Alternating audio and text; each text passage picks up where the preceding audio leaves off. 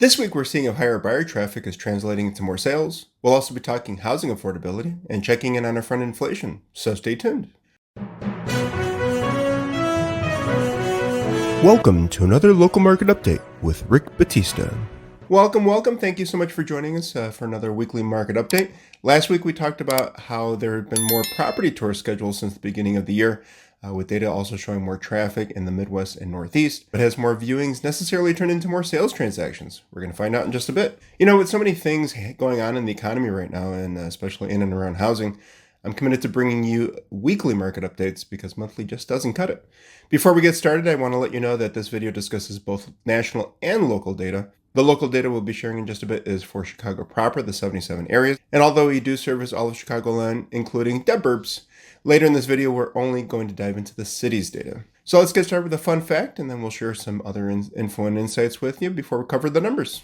Fun facts, market time. May is the best month to sell a home according to a recent analysis by Adam Data Solutions, which found that on average, sellers saw a premium of 12.8% above market value when selling in May. June and April are the second and third best months to sell, with sellers receiving average premiums of 10.7% and 10.3% respectively. The analysis studied over 51 million home sales between 2011 and 2022 and found that the largest premiums were achieved by sellers who sold in the late spring and early summer. So even though that's where we find ourselves right now, late spring and early summer will be right around the corner, not too late if you're planning to get your house on the market. Moving along, let's take a look at this first graph from the National Association of Realtors.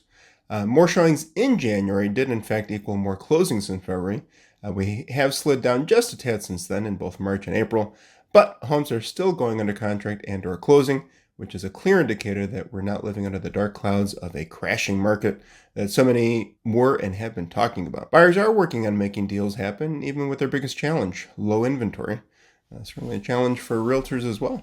To be a little bit more specific, fewer quality homes are sitting on the market. And what exactly do I mean by quality homes? Well, we just don't have enough homes that are priced appropriately for their current state and condition. With the cost of everything still relatively high, many buyers would love to find a home that is a little bit more turnkey, one that doesn't require as much work to kind of make it their own. For those who are willing to take on a project or a fixer-upper, there are different categories, right? That ranges from let's find a way to buy this home and then we'll save up to do a project or two every year, to we got the time and budget. Major renovations are going to happen before we move in because we don't want to deal with the hassle of living in a construction zone. It boils down to this. If you have a home hitting the market today and it's priced right, you're likely to see low market time and or multiple offers. Plain and simple. This next slide shows something very interesting regarding how geographic location within the U.S. is impacting home sales. On a monthly basis, transactions took a step back, but look at what happened to the market in the West. It would appear that they're still feeling the impact of what's been going on throughout the tech industry, and with far slower sales in that region, it's driving the national numbers lower than what we're seeing in other parts, particularly in the Midwest and Northeast. You might hear those two regions a few times throughout this video. Besides inventory, what's driving the current market conditions? Well, affordability is a major factor. And in the West, the lack of affordability. Let's take a look at the Housing Affordability Index from the National Association of Realtors from 1990 to today. Something very interesting. During the bubble burst of 2008 and thereafter, distressed properties were everywhere you looked. Foreclosure, short sales, bank-owned, and REO properties. The problem at that time was that so many households were facing great challenges that even though many homes were so affordable,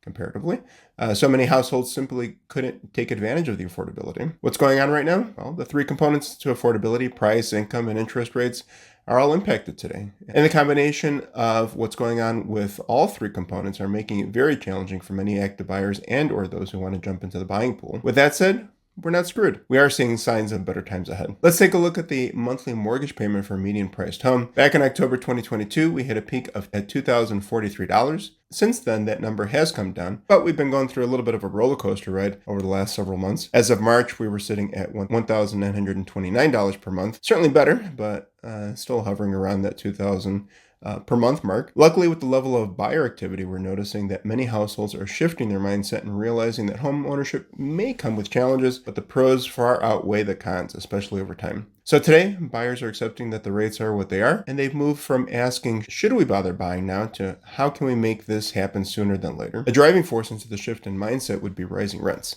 Something we've covered in recent videos. To tie these things in a little bit more, checking back in with how geography plays a role in affordability, look at the data from the National Association of Realtors. This chart is comparing median household income for that region, the first bar, the blue one, versus qualifying income, the second bar, the colored bars. Nationally speaking, it's close, but no cigar. If we go to the far right, we see that the West is making those numbers look more worrisome, with the South next in line. But those looking in the Northeast are in much better shape. But right here in the good old Midwest, we're leading the pack in housing affordability. This chart doesn't take into consideration Cook County property taxes, does it? Oh, I kid Cook County. This chart goes hand in hand with what we discussed last week. More buyer activity in terms of scheduled showings in the same areas where housing is more affordable, the Northeast and here in the Midwest. Looking at the percent of the median income needed to purchase a median price home, checking back a few decades, 1985 to 2000 was pretty affordable times at 21.2%. In 2006, we peaked at 25.4%, which is actually right where we find ourselves sitting today at a national level. But let me clear something up for you right now. Today's market is not the same market we were in during that 2006 bubble building through that bubble bursting in 2008. Very different times, and we've discussed that in great detail in recent videos. Today, we're sitting with a much sounder foundation than 15 plus years ago. And although the three components of affordability, price, income, and interest rates are considerably impacting buyers today, there's a silver lining. Hourly wages are higher year over year, which is helping buyers out. Now, let's talk inflation, because we know that inflation has a direct impact on affordability and household income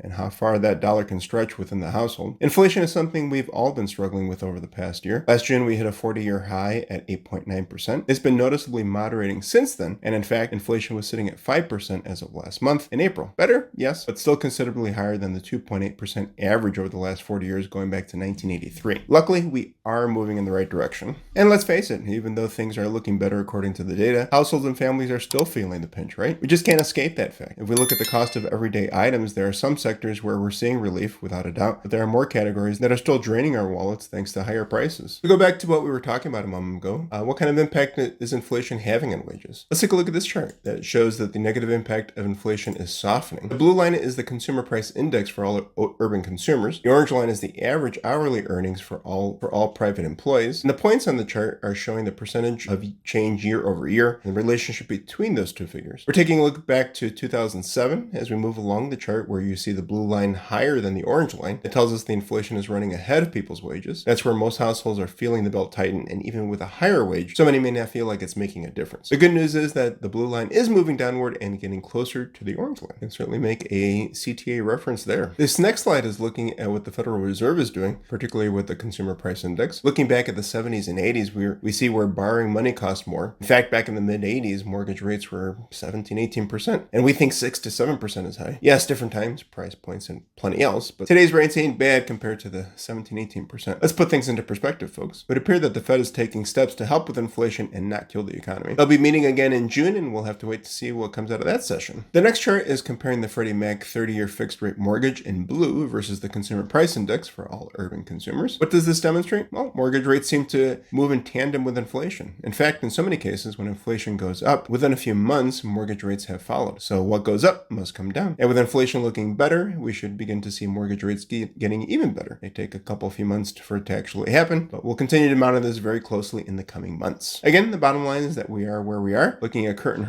historical data, things may not be where we'd like them to be, but data shows that we are moving in the right direction, and that may very well and should be good news for you. Now it's time to wake up for the moment you've been waiting for. This information and data is provided by the Chicago Association of Realtors. It is for the week ending May 13th and current as of yesterday, May 22nd. From fun facts, we jump over to quick facts, looking at year over year changes. New listings for detached single family homes was down by 31.5%, while attached, being condos and townhomes, down by 34.8%. Under contract for detached homes up by 12.9%, while detached was down by 11.8%.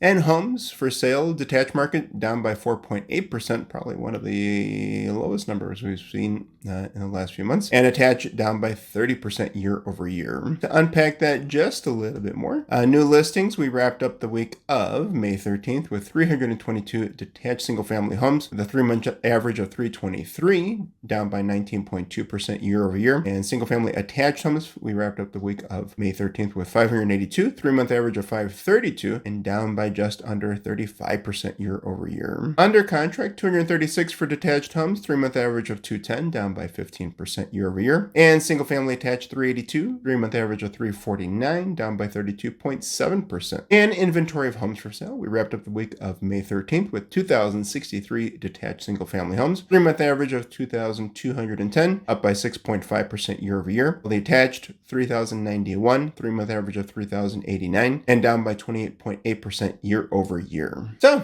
what does all this information mean for you? Heck if I know. All depends on what's going on in your life and your household. Let's start a conversation and see how we can help you make the most informed decisions. If you'd like copies of any reports or slides we shared with you today, feel free to reach out. You can call, text, or email. Contact information is below. And remember, love and money may come and go, but time is something we never get back. So I thank and appreciate you for sharing some of your time with me. If you want to stay on top of the market with us, be sure to subscribe and hit the notification button. And please know that we will not have a market update for you next week due to the Memorial Day holiday. So take care of yourselves and each other, and I'll catch you in June.